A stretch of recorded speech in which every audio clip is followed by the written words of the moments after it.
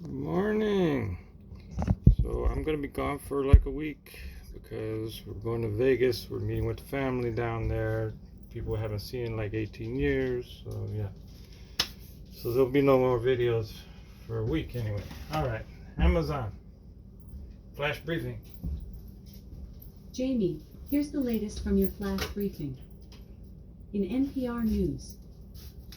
Live from NPR News in Washington, I'm Corva Coleman. The Supreme Court has issued some highly anticipated opinions. Last hour, the High Court struck down President Biden's student debt relief program. This had canceled up to $20,000 of student loan debt for eligible borrowers. But by a vote of 6-3, the court ruled that Biden exceeded his authority. In another decision, the justices sided with a Colorado website designer who wants to refuse business to a same-sex couple. NPR's Jacqueline Diaz reports. The decision was a 6-3 split. Is The it conservative really majority about said that the though, or Colorado is there website something else going designer on? is protected by the First Amendment right to free speech and cannot be forced to provide services she disagrees with. Designer Lori Smith believes marriage is between a man and a woman. Justice Neil Gorsuch said Colorado cannot force Smith to provide her services to a gay couple. Liberal justices strongly dissented. Justice Sonia Sotomayor said the court has allowed the protected class to be discriminated against. Is there something else? Jacqueline Why do Diaz, they not want to do it? News. Today is the last day I for just find it tribal, hard to believe state, that's the and only local reason. governments to ask the Census Bureau to correct their official population counts from the national tally in 2020. NPR's Hansi Lo Wang reports any corrections could affect how much of trillions of dollars in federal funding the communities get over the next decade. It's too late to correct the 2020 census results already used to redraw voting They got districts bad and credit? reallocate What's going congressional on? seats Why like not electoral provide college the votes. service? But today is the final day to try to get more accurate numbers that will help determine each Maybe they're community's talking about share marriage of service. I doubt $2.8 it. trillion a year in federal money for things like Medicaid, Medicare, highways, and school lunches.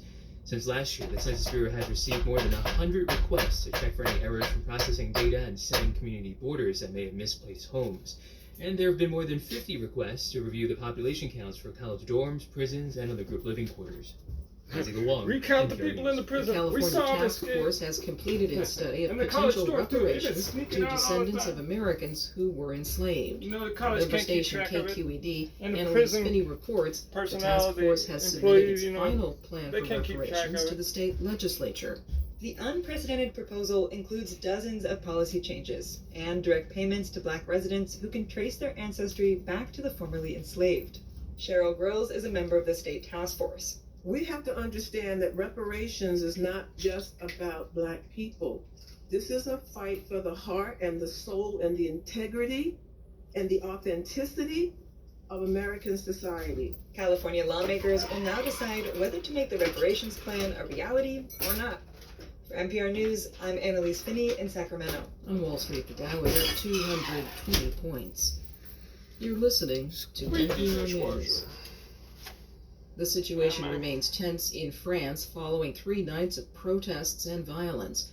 Demonstrations against racism erupted this week after police shot and killed a teenage boy of North African descent. Some of the That's not protests cool. turned violent, with arson and looting reported. Nearly 900 people have been arrested. Twitter has been fined more 900 than people? $60,000 by a court in southern India. Joe Wallen Southern reports from India? Mumbai. It's for failing to comply with requests from the Indian government to remove social media posts deemed offensive.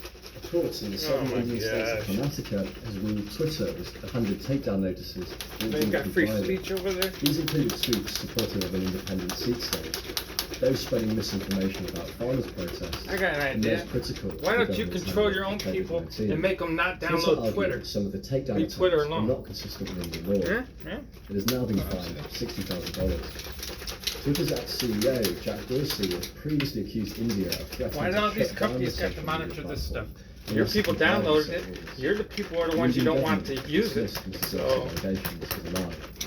NPR News, I'm Jay Wallen in Mumbai. Russian authorities have detained Russian General Sergei Surovikin. This comes after Make use last of Twitter weekend's illegal, failed mutiny but by you don't get to mercenary sue 'em over Wagner free Group speech. forces. Surovikin They're has not links based with in the India. founder of the Wagner Group, Yevgeny Prigozhin. During the brief mutiny, the Russian general had posted a video on social media telling Prigozhin, to stop it. I'm Corva Coleman, NPR News, in Washington. In NASA news, NASA invites media to the U.S. Army's Dugway Proving Ground about 80 miles southwest of Salt Lake City on Thursday, July 20th, before the agency's first asteroid sample collected in space is returned to Earth. NASA is set to receive scientific research samples and hardware as a SpaceX Dragon cargo resupply spacecraft departs the International Space Station on Thursday, June 29th. The ESA, European Space Agency, and SpaceX are targeting no earlier than 11:11 a.m. EDT Saturday, July 1st, to launch the Euclid spacecraft. Euclid is an ESA mission with contributions from NASA that will shed light on the nature of dark matter and dark energy, two of the biggest modern mysteries We're about gonna the go universe. right up to that dark matter and we're gonna put the light on it. Give me one of them During military the ceremony at the Willard We're gonna do this from Intercontinental afar, 'cause we Hotel don't in know what Washington happened. on Wednesday, June 21st, India became the 27th country to sign the Artemis Accords. NASA Administrator Bill Nelson participated in the signing ceremony for the agency, and Taranjit Singh Sandhu, India's ambassador to the United States, signed on behalf of India. NASA announced the recipients of its annual STEM grant, providing nearly $4 million in total funding to support scientific and technical research that aligns with the agency's strategic research and technology development priorities. By providing resources to support cutting-edge research in STEM, NASA helps create a stronger and more vibrant sky. In weather. In Seattle, it's 64 degrees Fahrenheit with mostly sunny skies. Today, you can look for intermittent clouds, with a high of 76 degrees and a low of 54 degrees. From NASA. NASA invites media to the U.S. Army's Dugway Amazon. Proving Ground. Off. Amazon. Tell us a joke. Why did the cat stop playing basketball? He threw up too many hairballs. What? That's very sad for the cat. Very, very sad. Okay, everybody. Enjoy your next week. Enjoy your weekend. What did it just say on there about Twitter being sued by somebody in India? I'm gonna look into that. Maybe I'll give an update next week. Maybe I'll forget because I'm gonna be in Vegas for a week.